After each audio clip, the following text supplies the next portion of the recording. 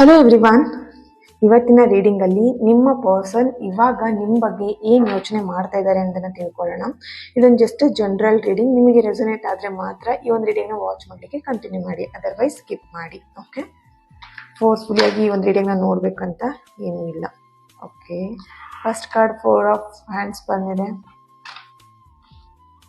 Okay, wheel of fortune. Yes, okay, 3 of wands ಬಂದಿದೆ.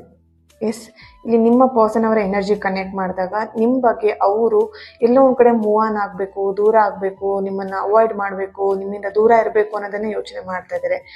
ಯಾಕೆ ಅಂದರೆ ರೀಸನ್ ಅದಕ್ಕೆ ಇಲ್ಲಿ ಯಾರೋ ಒಬ್ರು ಕಂಟ್ರೋಲ್ ಮಾಡ್ತಿದ್ದಾರೆ ಅವ್ರನ್ನ. ಹಾಗಾಗಿ ಅವ್ರು ನಿಮ್ಮಿಂದ ದೂರ ಆಗಬೇಕು, ದೂರ ಇರ್ತೀನಿ ಆ ಥರನೇ ಅವ್ರು ಇಲ್ಲಿ ನಿಮ್ಮ ಹತ್ರ ಮಾತಾಡ್ತಿದ್ದಾರೆ, ಆ ಥರ ಫೀಲ್ ಮಾಡ್ತಾ ಇದ್ದಾರೆ. ಓಕೆ, ಬಟ್ ಇಲ್ಲಿ ಆ ಒಂದು ಕಂಟ್ರೋಲ್ ಎನರ್ಜಿ ಯಾವಾಗ ಬಿಟ್ಟು ಹೋಗುತ್ತೆ, ಈಗ ಅವ್ರನ್ನ ಯಾರು ಕಂಟ್ರೋಲ್ ಮಾಡ್ತಿದಾರಲ್ವಾ ಆ ಒಂದು ಕಂಟ್ರೋಲ್ ಎನರ್ಜಿ ರಿಮೂವ್ ಆದರೆ ಡೆಫಿನೆಟ್ಲಿ ನಿಮ್ಮ ಪ್ರೀತಿಯಲ್ಲಿ ಒಂದು ಸಕ್ಸಸ್ನ ನೋಡ್ತೀರಾ. ಮದುವೆವರೆಗೂ ಈ ಒಂದು ಪ್ರೀತಿನ ನೀವು ತಗೊಂಡು ಹೋಗ್ಬೋದು. ವೀಲ್ ಆಫ್ ಫಾರ್ಚೂನ್ ಬಂದಿರೋದ್ರಿಂದ ಗ್ರೋತ್ನ ನೋಡ್ತೀರಾ ಈ ಒಂದು ಪ್ರೀತಿಯಲ್ಲಿ ಅಂತ ಇಲ್ಲಿ ಕಾಣಿಸ್ತಾ ಇದೆ. ಓಕೆ, ಇಲ್ಲಿ ಆ ಒಂದು ಗ್ರೋತ್ ನೋಡ್ಬೇಕಂತ ಹೇಳಿದ್ರೆ ಆ ಕಂಟ್ರೋಲ್ ಎನರ್ಜಿಯಿಂದ ಫಸ್ಟ್ ನಿಮ್ಮ ಪರ್ಸನ್ ಹೊರಗೆ ಬರಬೇಕು.